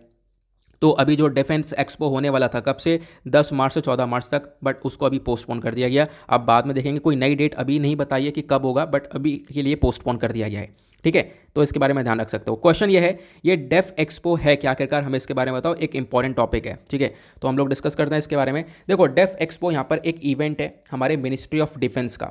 अब मिनिस्ट्री ऑफ डिफेंस जो कि हमारे सारे के सारे डिफेंस चीज़ों को देख रही है, डिफेंस सेक्टर को जो है वो यहाँ पर हमारी मिनिस्ट्री ऑफ डिफेंस ही देख रही है। तो यहाँ पर क्या होता, एक एक्सपो, एक एग्जीबिशन जैसे मेला टाइप होता है ना, वैसे लगता। यहाँ पे हम क्या करते, अपने लैंड, नेवी और एयर, मतलब कि हमारी आर्मी, नेवी और एयरफोर्स, इनको अच्छे से जो भी इनके इक्विपमेंट्स है उनको शोकेस करते, उनको दिखाते हैं हम लोग यहाँ पर इस मेले के अंदर। हमारा मेजर मकसद क्या होता है इस डेफ एक्सपो का? मेजर मकसद ये था, हम लोग क्या कर सकें, आत्मनिर्भर बन सकें अपने डिफेंस के मामले में, ठीक है। हम लोग का मेजर मकसद ये था कि जो भी हमारे पास ये डिफेंस इक्विपमेंट्स है उन सबको हम लोग शोकेस करेंगे, वहाँ पर एक एग्जीबिशन करेंगे, वहाँ पर उन सबको दिखाया जाएगा। दुनिया भर से यहाँ पर लोग आने वाले थे, वो लोग देखते, ठीक है। अब यहाँ पर वो लोग देखेंगे तो क्या होगा, उससे वहाँ पे भी उनको मतलब चीज़ें पसंद आती है तो डेफिनेटली वो परचेज भी करते हैं। तो इंडिया यहाँ पर उनको बना कर देगा। इससे क्या होगा, हमारा डिफेंस सेक्टर ग्रो होगा, ठीक है। जो हम लोग चीज़ें बनाकर प्रोवाइड करवाएंगे, इससे हम लोग पैसा कमाएंगे। और हमारा टारगेट ये है कि हम लोग 2024 तक लगभग जो अपना डिफेंस एक्सपोर्ट है उसको $5 बिलियन का कर दें, जैसा आप लोग देख पा रहे होंगे, ठीक है। तो इस टारगेट में ये डेफ एक्सपो काफ़ी मदद करने वाला था। तो ये जो डेफ एक्सपो है ये 2022 वाला है, जो कि होने वाला था गुजरात में, बट अभी उसको पोस्टपोन किया गया। इससे पहले 2020 में कब हुआ था, तो मतलब ये 12वां एडिशन है, ध्यान रखना। जो 11वां एडिशन है, 11वां एडिशन 2020 में हुआ था उत्तर प्रदेश लखनऊ के अंदर। क्लियर हुआ? जो डिफेंस सेक्टर रिफॉर्म्स हैं अंडर आत्मनिर्भर भारत अभियान, वो हम लोगों ने करे हैं। मतलब देखो, हमारा मेजर मकसद एक तरफ ये भी है कि हम लोग ज़्यादा से ज़्यादा डिफेंस इक्विपमेंट्स को, हथियारों को बनाएं और उनको भी बेचें अलग अलग कंट्रीज़ को, ठीक है। अभी तक हम लोग परचेज कर रहे थे, बट अभी हमारा मेजर मकसद है हम लोग उनको बेचें। इसके लिए क्या हुआ, हमने फॉरेन डायरेक्ट इन्वेस्टमेंट की लिमिट को वापस से रिवाइज़ किया। पहले एफडीआई लिमिट 49% थी, उसको बढ़ाकर 74% कर दिया। तो मतलब जो इन्वेस्टमेंट की लिमिट है उसको इंक्रीज़ कर दिया। तो अब इन्वेस्टमेंट भरपूर मात्रा में आएगा, वही पैसा लगाया जाएगा, उसी से हम लोग ग्रो करेंगे। क्लियर हुआ? उसका दूसरा पॉइंट यहाँ पे बोला गया, reduction in defence import bill. जो हमारा क्या होगा, देखो हम लोग क्या कर रहे हैं आज के टाइम पर, बहुत सारा जो सामान है, बहुत सारा हथियार जो है वो सब यहाँ पर हम लोग डिफेंस इक्विपमेंट्स कह लो परचेज कर रहे हैं अलग अलग कंट्रीज से। अब जब परचेज करते हैं तो ऑब्वियस ही बात है हम लोग पैसा देते हैं, ठीक है। तो क्या होगा, अब हम लोग बनाएंगे, बेचेंगे, तो इससे क्या होगा, जो हमारा इंपोर्ट बिल है वो भी कम होता हुआ नजर आएगा। मतलब कि हम लोग इंपोर्ट कम करेंगे। क्लियर हुआ? तो ये छोटी सी इन्फॉर्मेशन है, डेफ एक्सपो क्या है, आई होप आपको समझ में आ चुका होगा। उसके बाद इसके ऊपर एक आर्टिकल दिया हुआ है, ऑपरेशन गंगा के बारे में चर्चा की गई है। ऑपरेशन गंगा ने यहाँ पर लगभग 3700 इंडियंस को वापस से इंडिया में लेकर आ गया है, ठीक है। यहाँ पर बोला गया, और अभी भी बहुत सारे लोग, लगभग 2200 जो स्टूडेंट्स हैं वो आज आने वाले हैं यूक्रेन से। हम लोग यहाँ पर इन स्टूडेंट्स को लेकर आ रहे हैं। इसके लिए हमारे C-17 एयरक्राफ्ट भी चल रहे हैं। C-17 एयरक्राफ्ट बहुत ह्यूज साइज़ का होता है अपने आप में। लगभग 3 एयरक्राफ्ट यहाँ पर गए हुए हैं अलग अलग कंट्रीज़ में, वो भी यहाँ पर पहुँच चुके हैं, इंडिया रीच कर चुके हैं, और भी यहाँ पर फ्लाइट्स जाने वाली हैं, और भी यहाँ पर लोग आने वाले हैं, ठीक है। तो मतलब ज़्यादा से ज़्यादा मेजर मकसद हमारा है कि हम लोग सभी स्टूडेंट्स को प्रॉपरली वहाँ से इवैक्यूएट कर पाएँ, प्रॉपरली वहाँ से निकाल के भारत लेकर आ पाएँ। अभी तक लगभग यहाँ पर आप कह सकते हो लगभग 10,000 के आसपास जो इंडियंस है वो इवैक्यूएट हो चुके हैं इस पर्टिकुलर एरिया से, खासकर यूक्रेन से, ये यहाँ पर बताया गया।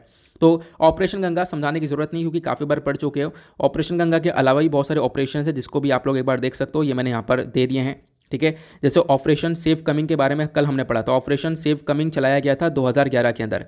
ये ऑपरेशन चलाया गया था क्यों? क्योंकि लीबिया के अंदर क्या हुआ था, सिविल वॉर हो गया था, वहाँ पर बहुत सारे इंडियन नेशनल्स फंस चुके थे।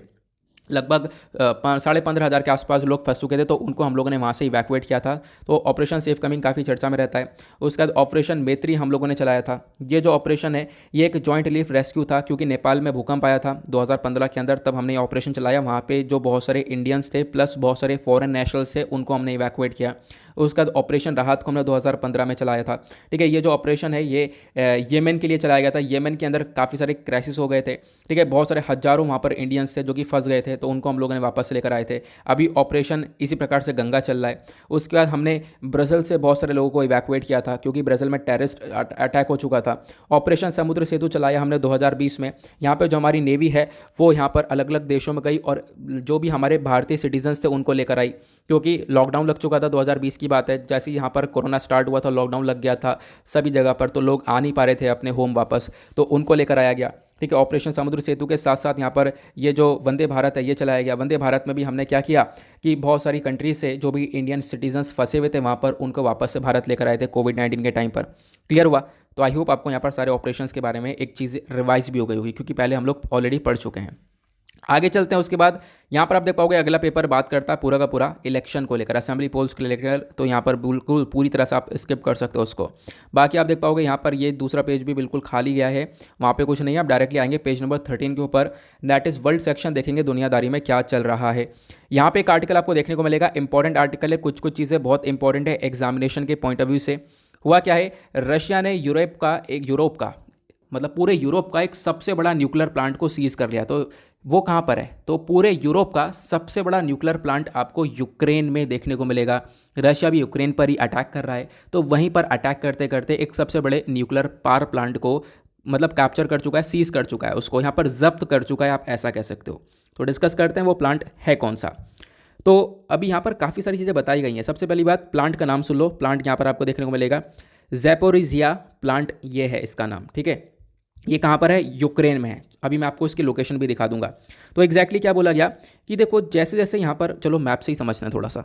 ये मैप देखो, आपको यहाँ पर यूक्रेन नज़र आएगा, ऊपर आपको रशिया नज़र आएगा। ठीक है, इधर चलते हैं, इधर अगेन आपको ये यूक्रेन देखने को मिलेगा। यूक्रेन से नीचे ये वाला रीजन क्रीमिया वाला है, जिसको ऑलरेडी रशिया हथिया चुका है। ठीक है, अब ये क्रीमिया वाले रीजन से थोड़ा सा ऊपर जाओगे तो यहाँ पर आपको ये प्लांट देखने को मिलता है। कहाँ गया भाई, ये रहा। ठीक है, ये आपको देखने को मिलेगा ज़ैपोरिज़िया, ये प्लांट है। ठीक है, यहीं पर आपको न्यूक्लियर प्लांट देखने को मिलेगा जिसको अभी सीज कर दिया, जिसको अभी जब्त कर लिया है रशिया ने। ठीक है, ये यहाँ पर हमारे पास इन्फॉर्मेशन आती है। और क्या बताया गया, यहाँ पर रशिया लगातार बॉम्ब डाल रहा है, बॉम्ब से अटैक कर रहा है, और जिसको लेकर यहाँ पे काफ़ी कंसर्न दिखाया जा रहा है। दुनिया भर की कंट्रीज़ ने अपनी चिंता दिखाई है कि रशिया बॉम्ब अटैक कर रहा है यहाँ पर, इससे क्या हो सकता है, इससे यहाँ पर रेडिएशन लीक हो सकता है, और अगर रेडिएशन लीक होगा तो और सबसे बड़ी ट्रेजेडी देखने को मिलेगी, सबसे बड़ी तबाही आ जाएगी। उस रेडिएशन की वजह से बहुत सारे लोगों की जान जा सकती है।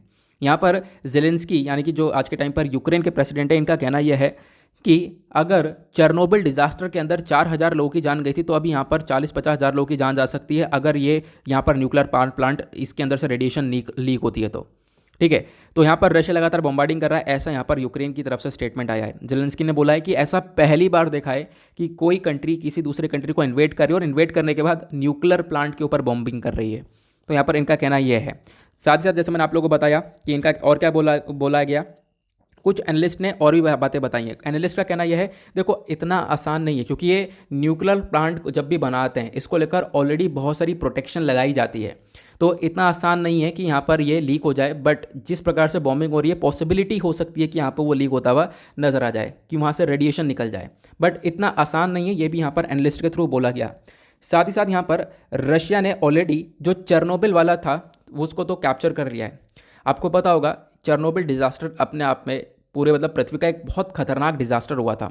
नहीं पता है तो कोई बात नहीं, अभी थोड़ी देर रुको, मैं आपको उसके बारे में बता दूंगा।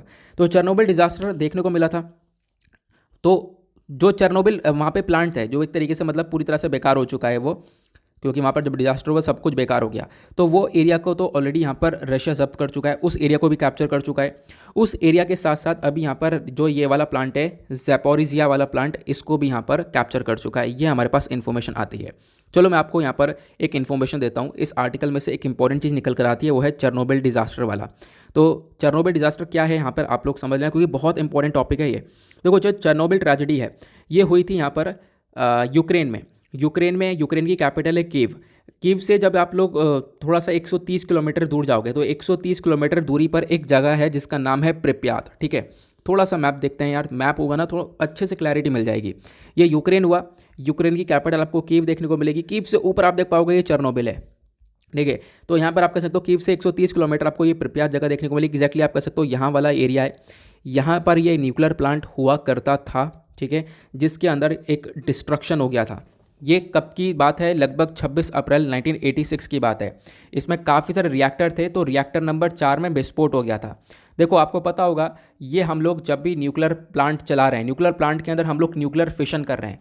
फ्यूजन और फिशन के बीच में आपको ऑलरेडी काफ़ी डिफरेंस बता चुका हूँ। ठीक है, फिशन के अंदर हम लोग यहाँ पर यूरेनियम को तोड़ रहे हैं। ठीक है, अब वो यूरेनियम को तोड़ रहे हैं तो वो यूरेनियम टूटता रहा, उसको ठंडा नहीं कर पाए। ठीक है, क्योंकि वहाँ पे कूलिंग इफेक्ट भी चाहिए होता है, वो चिलिंग इफेक्ट दे नहीं पाए और वो टूटते अपने आप में प्लांट जो है उस समय विस्फोट हो चुका था। अगर सिंपल शब्दों में बात करें तो ऐसा ही हुआ था वहाँ पर। तो ये विस्फोट हुआ प्लांट, और उसके बाद रेडिएशन इतनी ज़्यादा भारी मात्रा में निकली कि इसकी वजह से लगभग 8.4 मिलियन जो पीपल हैं वो इस रेडिएशन के शिकार बन गए। और एक देश में नहीं, 3 देशों के अंदर। वो 3 देश कौन कौन से थे जिनके ऊपर सबसे बुरा असर पड़ा? तो यूक्रेन खुद रहा, यूक्रेन के साथ साथ ऊपर बेलारूस रहा, इसके बाद रशिया रहा। यहाँ पर ब्लास्ट हुआ, उसके बाद यहाँ पे आप देख पाओगे इस प्रकार से पूरा का पूरा रेडिएशन फैला इन कंट्रीज़ के अंदर।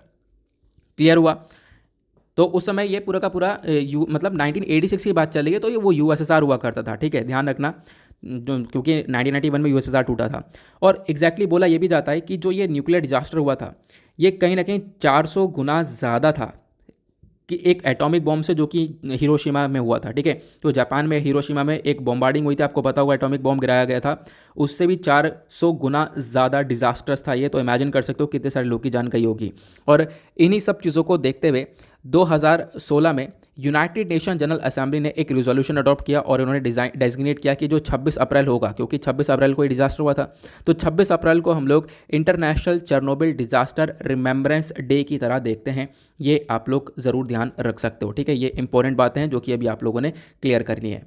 चलो आगे बढ़ते हैं और इम्पोर्टेंट आर्टिकल की तरफ। उसके बाद यहाँ पर अगेन देखो वही बात चल रही है किसके बारे में, ज़ैपोरिज़िया के ऊपर, कि यहाँ पर बॉम्बार्डिंग हुई, काफ़ी रशिया ने बॉम्बार्डिंग करी है। तो यहाँ पे जो यूनाइटेड नेशन सिक्योरिटी काउंसिल के मेंबर्स हैं ये काफ़ी परेशान हुए, काफ़ी चिंता हुए कि इस प्रकार से अगर यहाँ पर रेडिएशन वगैरह लीक हो जाए तो इससे कितनी प्रॉब्लम्स हो सकती है। तो उसको लेकर एक मीटिंग करी गई और मीटिंग को लेकर यहाँ पर इस फायरिंग का डिस्कशन वगैरह हुआ है। तो नॉट सो इम्पॉर्टेंट, जो कि मैं आपके साथ ऑलरेडी डिस्कस कर चुका हूँ, जो भी इंपॉर्टेंट बातें हैं।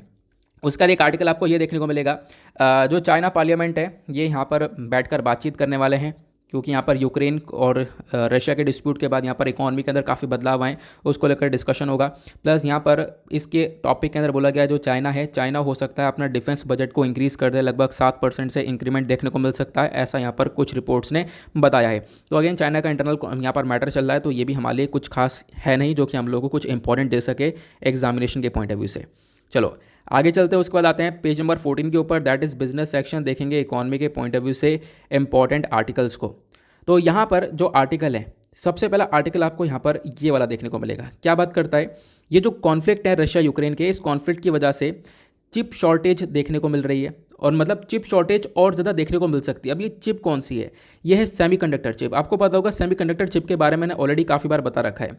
सेमीकंडक्टर चिप एक ऐसी चिप है जिसका यूज़ हर जगह पर हो रहा है, मोबाइल फ़ोन्स के अंदर, लैपटॉप्स के अंदर, बल्ब के अंदर, सभी जगह पर वहाँ पर सेमीकंडक्टर चिप लगाई जा रही है। तो क्या हुआ, जब कोविड आया, लॉकडाउन लगा, तो इस सेमीकंडक्टर चिप का एक अकाल सा पड़ गया था। लोग यहाँ पर कार सर्विस पर देकर आ रहे थे, वो कार सर्विस पर से वापस 2-2, 3-3 महीने में आ रही थी लोगों के पास। क्यों? क्योंकि इस सेमीकंडक्टर चिप का शॉर्टेज हो चुका था, क्योंकि कार के अंदर भी लगाई जाती है। तो अभी यहाँ पर देखने को मिला चीज़ें थोड़ी थोड़ी सही हो रही थी, सेमीकंडक्टर चिप्स के ऊपर लोग काम कर रहे थे। दुनिया भर की कंट्रीज, जैसे आप देख पाओगे, बहुत सारी कंट्रीज़ ने देख लिया था कि हाँ भाई काफ़ी परेशानी, अब हम लोग खुद अपने कंट्री के अंदर इसको डेवलप करेंगे। और यही चीज़ देखते हुए भारत ने भी सेमीकंडक्टर चिप को लेकर पीएलआई स्कीम जारी करी थी। आपको याद होगा, मैंने पढ़ाया है, पीएलआई स्कीम के बारे में पढ़ाया है और डीएलआई स्कीम दोनों के बारे में पढ़ाया है।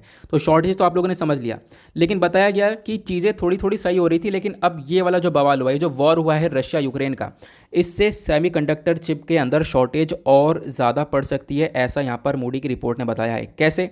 तो इसके पीछे का रीज़न है, रशिया लगभग जो पैलेडियम का सप्लाई है वो 44% कंट्रोल करता है। तो रशिया हमारे दुनिया का 44% पैलेडियम की सप्लाई को कंट्रोल करता है, और यूक्रेन जो है लगभग आप कह सकते हो कि दुनिया भर की 70% नियॉन की सप्लाई को यहाँ पर कंट्रोल करता है।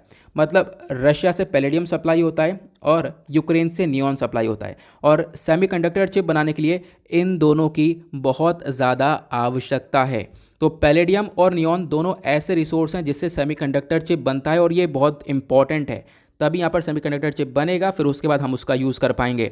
बट ये जब से यहाँ पर वॉर देखने को मिला है, इससे पॉसिबिलिटी है कि इन दोनों चीज़ों के प्राइस बढ़ जाएं, ये सप्लाई हो ना पाए दुनिया भर में, जिससे सेमीकंडक्टर चिप्स का और बहुत बड़ा शॉर्टेज देखने को मिल सकता है। ये हमारे पास इन्फॉर्मेशन आई है।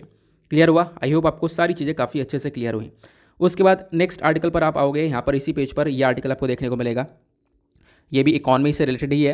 यहाँ पे बात की है टी एक्सपोर्ट के अंदर हम लोगों ने देखा है एक डिप देखने को मिला। ठीक है, टी एक्सपोर्ट के अंदर एक डिप, मतलब जो चाय की पत्ती है उसको हम लोगों ने एक्सपोर्ट जो है हमारा वो थोड़ा सा डाउन होता हुआ नजर आया। लगभग अगर हम बात करें जो 2021 के जो ये 12 महीने हैं, मतलब पूरा 2021 का साल ये देखने को मिलेगा, यहाँ पर थोड़ा सा डिप देखने को मिला। 2020 में हम लोगों ने यहाँ पर 209.72 मिलियन किलोग्राम्स का यहाँ पर ये एक्सपोर्ट किया था, तो 2021 के अंदर ये कम होकर 195 का हो गया। तो ये यहाँ पर छोटी सी इन्फॉर्मेशन दी गई है। बट यहाँ पे जब हम लोग बात करते हैं टी एक्सपोर्ट की, तो टी के बारे में ज़रूर जान लो, क्योंकि ये टॉपिक आपका इकॉनमी के साथ साथ एग्रीकल्चर एस्पेक्ट से भी इंपॉर्टेंट हो जाता है। ठीक है, तो ध्यान रखना, जीएस पेपर 3 के अंदर ही यहाँ पर आपको एग्रीकल्चर भी देखने को मिलेगा, इकॉनमी देखने को मिलेगा, दोनों हैं। तो टी यहाँ पर यानी चाय एक ऐसा ड्रिंक है जो कि दुनिया भर में सबसे ज़्यादा पिया जाता है। जो टी है ये एक प्लांट से बनता है। चाय वो कौन सा प्लांट है? वो है कैमिलिया सेंसिस प्लांट यहाँ पर देखने को मिलता है, इसी से यहाँ पर चाय पत्ती बनती है। ठीक है, उसके बाद यहाँ पर मैंने आपको बताया दुनिया का सबसे ज़्यादा कंज्यूमेबल ड्रिंक है आफ्टर वाटर, तो पानी के बाद सबसे ज़्यादा पीने वाला ड्रिंक टी है। उसके बाद ओरिजिन इसका कैसे हुआ, तो यहाँ पर बोला जाता है नॉर्थ ईस्ट इंडिया के अंदर इसका ओरिजिन हुआ है, म्यांमार, साउथ वेस्ट चाइना के अंदर देखने को मिलता है। बट अभी भी एग्जैक्ट प्लेस नहीं पता सबसे पहली बार चाय पत्ती कहाँ पे लगाई गई थी। लेकिन कुछ एविडेंसेस है जो कि बताते हैं कि सबसे पहली बार चाय का कंजम्पशन हुआ था चाइना में 5000 साल पहले। और अब यहाँ पर मान लो चाय की पत्ती लगानी है, तो उसके लिए क्लाइमेट कंडीशन क्या होनी चाहिए, बहुत बहुत इंपॉर्टेंट टॉपिक है ज्योग्राफी के पर्सपेक्टिव से। तो ये आर्टिकल आपका जीएस पेपर 1, 3 दोनों के पॉइंट ऑफ व्यू से इंपॉर्टेंट हो गया है। जब हम लोग बात करते हैं कि जब चाय की पत्ती का प्रोडक्शन करना है तो कौन सा क्लाइमेट चाहिए, जो यहाँ पर क्लाइमेट होना चाहिए वो ट्रॉपिकल या सब ट्रॉपिकल यहाँ पर ये प्लांट है, तो इसके लिए हम लोग को थोड़ा सा गर्म क्लाइमेट चाहिए होता है। ठीक है, थोड़ा सा हॉट हो, थोड़ा सा नमी हो क्लाइमेट के अंदर। टेम्परेचर की बात करें तो टेम्परेचर बेसिकली एक आइडियल टेम्परेचर, एक अच्छा शानदार सा टेम्परेचर वो 20 से 30 डिग्री सेल्सियस के बीच का है। इस टेम्परेचर में हम लोग काफ़ी अच्छी तरीके से टी का प्रोडक्शन कर सकते हैं। लेकिन वो 35 डिग्री से अगर टेम्परेचर ऊपर हो जाता है या 10 डिग्री से कम हो जाता है तो फिर इसमें यहाँ पर फसलों का नुकसान हो सकता है। रेनफॉल के बारे में बात करें तो लगभग 150 से लेकर 300 सेंटीमीटर एनुअल रेनफॉल चाहिए होती है, ये एक आइडियल रेनफॉल है। सॉइल की बात करें तो यहाँ पर एक ऐसी सॉइल है जिसको हम लोग एसिडिक सॉइल बोलते हैं, जिसके अंदर कैल्शियम नहीं होता, वो एक बेस्ट सॉइल है, उसके थ्रू हम लोग यहाँ पर टी का प्रोडक्शन कर सकते हैं। इंडिया और टी प्रोडक्शन के बारे में बात करें तो इंडिया एक लार्जेस्ट कंज्यूमर है टी का पूरे दुनिया भर में, साथ ही साथ सेकंड लार्जेस्ट प्रोड्यूसर है टी का, तो हम लोग कंज्यूम भी करते हैं प्लस प्रोड्यूस भी करते हैं। चाइना सबसे ज़्यादा प्रोड्यूस करता है टी को, ठीक है, और यहाँ पर आप कह सकते हो कि 4th लार्जेस्ट एक्सपोर्टर है टी का दुनिया में यहाँ पर चाइना। उसके बाद यहाँ पे अगर हम लोग बात करें इंटरनेशनल टी डे की, क्योंकि जब ये टी देखने को मिलता है तो टी में एक इंटरनेशनल टी डे भी हम लोग मनाते हैं, इसको ऑब्जर्व करते हैं 21 मई को। तो 21 मई को हर साल एक इंटरनेशनल टी डे ऑब्जर्व किया जाता है। इस डे को डेजिग्नेट किया गया था यूनाइटेड नेशन जनरल असेंबली के थ्रू दिसंबर 2019 में, तब से इसको सेलिब्रेट कर रहे हैं। उसके बाद एक छोटा सा आर्टिकल आपको ये भी देखने को मिलेगा, ये बताया गया कि भाई जो पॉलिटिकल इश्यूज़ हो रहे हैं आज के टाइम पर, रशिया यूक्रेन के बीच में जो इश्यूज़ हैं उसकी वजह से यहाँ पर दुनिया भर में आपको अनस्टेबिलिटी देखने को मिलेगी। इसी प्रकार से हमारे जो मार्केट्स वगैरह हैं उसके अंदर काफ़ी तक वॉलेटिलिटी आपको देखने को मिलेगी, ऊपर नीचे सारी चीज़ें होती हुई नज़र आ रही हैं, वो यहाँ पर इन्फॉर्मेशन ऐड की गई। कोई ऐसी फैक्चुअल इन्फॉर्मेशन नहीं है जो हम लोग अपने एग्जामिनेशन में यूज़ कर पाएँ। ठीक है, क्लियर हुआ नाउ? ये कुछ हुए आर्टिकल्स हमारे समाप्त। अब उसके बाद स्पोर्ट्स सेक्शन में आपको बताया जो सबसे बड़ी खबर है वो आप लोगों ने पढ़ी ली है शेन वॉन के बारे में। अब हम लोग चलते हैं अपने डायरेक्टली एडिटोरियल की तरफ, देखेंगे आज के इंपॉर्टेंट एडिटोरियल्स को। नाउ आते हैं पेज नंबर 8 के ऊपर, that is editorial section. Editorial में देखोगे तो सबसे पहला आर्टिकल वैक्सीनेशन को लेकर नहीं पढ़ना, यूक्रेन रशिया के डिस्प्यूट्स को लेकर नहीं पढ़ना, पहले काफ़ी बार पढ़ चुके हो आप लोग, बहुत पढ़ चुके हो पहले भी, ठीक है, जिसके बारे में यहाँ पर इन्फॉर्मेशन दी गई है। तो मैं भी आपको बताऊंगा कैसे कैसे कवर करना है इसको, ठीक है। उसके बाद यहाँ पर यूपी इलेक्शन नहीं पढ़ना, क्योंकि इलेक्शन वाले आर्टिकल हमारे लिए बिल्कुल भी इंपॉर्टेंट है नहीं, तो आप लोग इसको पूरी तरह से स्किप करो। तो आज सैटरडे है, सैटरडे में आप देख पाओगे जो दूसरा पेज है यहाँ पर भी एडिटोरियल आते नहीं है, ग्राउंड जीरो का पेपर आता है, तो आपके लिए आज एडिटोरियल सेक्शन बिल्कुल भी खास नहीं है। लेकिन एक आर्टिकल निकल कर आता है, ये वाला इकलौता आर्टिकल है आज के पूरे एडिटोरियल सेक्शन के ऊपर। ये आर्टिकल बात करता है किस चीज़ को लेकर, आंध्र प्रदेश को लेकर। देखो आंध्र प्रदेश के अंदर ना एक कैपिटल को लेकर इशू सबसे ज़्यादा रहता है। मैं आपको बिल्कुल बेसिक से समझाता हूँ एग्जैक्टली है क्या, इसकी जड़ क्या है, मतलब पूरा इशू क्या है, मैं आपको सारी चीज़ें समझाता हूँ। देखो आंध्र प्रदेश के अंदर आंध्र प्रदेश की 3 कैपिटल हैं, ठीक है, और इन्हीं 3 कैपिटल को लेकर सबसे बड़ा इशू देखने को मिलता है। अब वो 3 कैपिटल कौन कौन सी है, देखो 31 जुलाई की बात है। 31 जुलाई में जो आंध्र प्रदेश की सरकार है इन्होंने नोटिफाई किया क्या, AP decentralization and inclusive development of all religion act 2020, ये एक्ट लेकर आए, ठीक है। अब इसके माध्यम से क्या हुआ, यहाँ पर आंध्र प्रदेश की 3 कैपिटल बोला गया कि 3 कैपिटल हुआ करेंगी, 3 राजधानी हुआ करेंगी। और वो कैपिटल कौन कौन सी हैं, देखो आंध्र प्रदेश की 3 कैपिटल में पहली कैपिटल है अमरावती, ठीक है, अमरावती होगी जो कि लेजिस्लेटिव कैपिटल की तरह देखी जाएगी। दूसरा विशाखापट्टनम होगा जो कि एग्जीक्यूटिव कैपिटल की तरह देखा जाएगा। तीसरा कुर्नूल जो कि जुडिशियल कैपिटल की तरह देखा जाएगा। ये यहाँ पर इन्फॉर्मेशन आई, ठीक है। अब यहाँ पर ये 3 कैपिटल बोला गया। दिमाग में पहला क्वेश्चन ये आएगा, 3 कैपिटल होती हैं, बिल्कुल होती हैं। देखो क्या पहले भी किसी स्टेट की 3 कैपिटल देखने को मिली हैं, मतलब हैं किसी स्टेट की 3 कैपिटल, तो यहाँ पर आपको देखने को मिलेगी मतलब मल्टीपल कैपिटल्स होती हैं। तो आंध्र प्रदेश के आपको 3 कैपिटल देखने को मिली हैं। जब हम लोग मल्टीपल कैपिटल्स की बात करते हैं तो महाराष्ट्र आता है, महाराष्ट्र की 2 कैपिटल हैं, एक मुंबई एक नागपुर।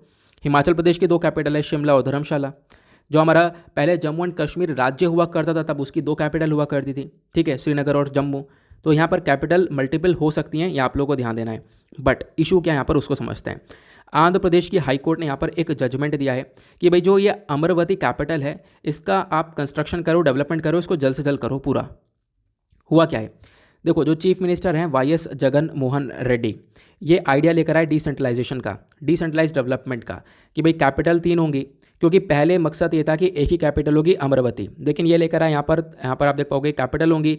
और एक तरीके से इनका मेजर मकसद यह है कि जो पावर्स है वो डिसेंट्रलाइज होनी चाहिए, मतलब कि यहाँ पर सभी जगह पर फैली होनी चाहिए, किसी एक पर्टिकुलर हाथ में ये पावर्स या किसी पर्टिकुलर एक जगह पर डेवलपमेंट ना हो, सभी जगह पर हो, ठीक है। तो इनका मतलब ये था कि जो आंध्र प्रदेश है, आंध्र प्रदेश के पास यहाँ पर 3 कैपिटल होंगी। जो अमरावती होगी वो एक लेजिस्लेटिव कैपिटल होगी, विशाखापट्टनम एग्जीक्यूटिव कैपिटल होगी, और कुर्नूल जो है यहाँ पर इसकी लास्ट वाली कैपिटल जुडिशरी कैपिटल होगी, ठीक है। तो ये इन्होंने यहाँ पर ये इन्फॉर्मेशन दे दी। तो इसके बाद यहाँ पर ये काम करने लगे और प्रॉपर काम हो नहीं पाया।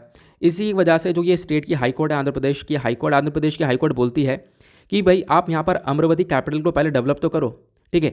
इसको जो भी काम करना स्टार्ट किया था वो यहाँ पर काम हुआ नहीं है, ये कैपिटल सिटी डेवलप ही नहीं हो पा रही है। तो अगर हम लोग बात करें तो काफ़ी सारे जो ज़मीन है वो फार्मर्स के थ्रू ली गई है। यहाँ पर 33,000 एकड़ जो है यहाँ पर ये फार्मर्स के थ्रू लिया गया है।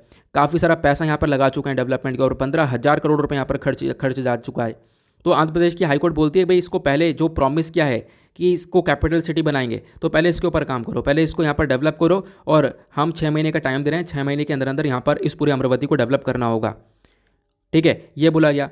साथ साथ यहाँ पर जो फार्मर्स की अभी ज़मीन भी वगैरह सब कुछ ली गई है, बहुत सारा एरिया लिया गया है, उसके रिकॉन्स्टिट्यूशन में एक अलग से यहाँ पर उनको यहाँ पर आप कह सकते हो कि जो एरिया वो प्रोवाइड करवाओ उनको, ये यहाँ पर आंध्र प्रदेश के हाईकोर्ट का कहना है। तो मतलब काम जो ये रुका पड़ा है इस पूरे प्रॉपर को मतलब इसको स्टार्ट करो, और उसके बाद यहाँ पर जो ये अमरावती कैपिटल है इसको आप लोगों को डेवलप करना होगा, ये यहाँ पर हाईकोर्ट का स्टेटमेंट निकल कर आया है, ठीक है। तो यहाँ पर जो पहले सोच रखा था कि अमरावती यहाँ पर एक कैपिटल होगी, ठीक है, तो बिल्कुल वो है, लेकिन यहाँ पर पहले इसके ऊपर आपको फोकस करना पड़ेगा। जो यहाँ पर प्रॉमिस किए गए हैं कि इसको डेवलप करेंगे, ठीक है, यहाँ पर काफ़ी सारा ज़मीन वगैरह जो भी ली गई है, तो ये जो डेवलपमेंट होना था पहले इसको डेवलप करो, ऐसा यहाँ पर आंध्र प्रदेश की हाईकोर्ट बोलती है, ठीक है। आई होप आपको यहाँ पर ये इन्फॉर्मेशन मिल चुकी है, क्लियर हो चुका है।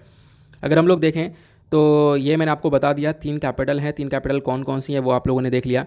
दूसरा क्वेश्चन आता है दिमाग में कि आंध्र प्रदेश ने अपनी 3 कैपिटल रखी क्यों, इसकी ज़रूरत क्या है। तो यहाँ पर सरकार कहती है आंध्र प्रदेश की कि देखो यहाँ पर क्या है, एक कैपिटल बनाने के बजाय आपके पास अलग अलग कैपिटल्स होनी चाहिए। एक पर्टिकुलर एरिया के ऊपर ध्यान देने से अच्छा आप सभी एरियाज़ के ऊपर ध्यान दे पाओगे।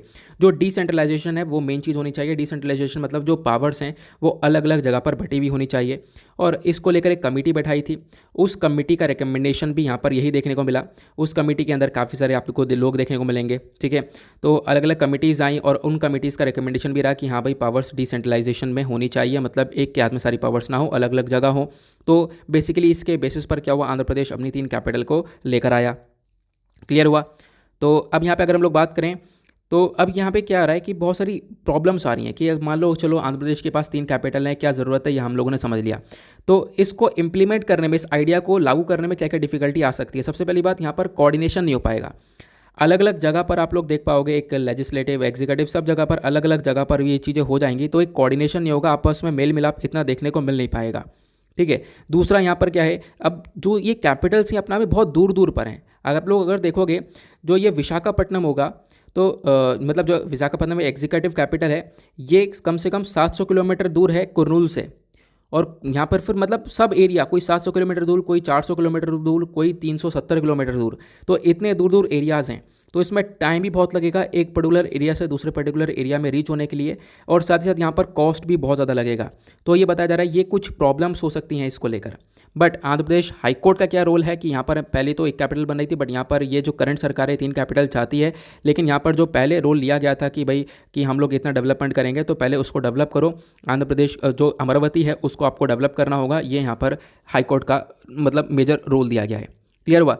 तो गाइज़ यहाँ पर यही थे कुछ आर्टिकल्स। आज का हमारा सेशन थोड़ा शॉर्ट ही रहा है, मतलब 50 मिनट का ऑलरेडी है ही, और लेकिन सारी इंपॉर्टेंट बातें हम लोगों ने यहाँ पर कवर कर ली हैं। ठीक है। बाकी क्या है, ये आर्टिकल आपको रशिया यूक्रेन के डिस्प्यूट के बारे में बात आता है, और रशिया यूक्रेन के डिस्प्यूट के बारे में पिछले संडे मैंने डिस्कस किया है, या मंडे भी डिस्कस किया है। पहले हमने काफ़ी बार डिस्कस किया है, इसके नोट्स मैंने सेंड कर दिया, आज मैं आपको टेलीग्राम पर सेंड कर दूंगा, वहाँ से आप लोग देख सकते हो। तो काफ़ी बार आप लोगों ने पढ़ा, इस वजह से मैं ज़्यादा डिटेल में जा नहीं रहा हूँ। बाकी एक क्वेश्चन जो आपका लिया गया था स्टार्टिंग में, यूपीएससी 2004 का प्रीवियस ईयर क्वेश्चन यहाँ पर पूछा गया था कि यहाँ पर लास्ट रूलर कौन है तुगलक डायनेस्टी के। तो इसका करेक्ट आंसर सी है, घियास उद्दीन तुगलक। ठीक है। ये इन्होंने तुगलक डायनेस्टी को फाउंड किया था 1320 AD में। तो उसके बाद यहाँ पर जो नासिरुद्दीन महमूद हैं, ये लास्ट, मतलब कि आंसर सी जो है, आंसर सी नासिरुद्दीन महमूद के बारे में बात करता है। ठीक है। तो जो आंसर सी है नासिरुद्दीन महमूद, ये लास्ट रूलर थे तुगलक डायनेस्टी के। फाउंड किसने किया था? फाउंड घियासुद्दीन ने किया था। ठीक है। तो आप लोग ध्यान रख सकते हो। नाउ इसी के साथ करते हैं हम लोग अपने लेक्चर को समाप्त। मिलते हैं आप लोगों से नेक्स्ट वीडियो में। आज के लिए bye bye, have a nice day, thank you and जय हिंद।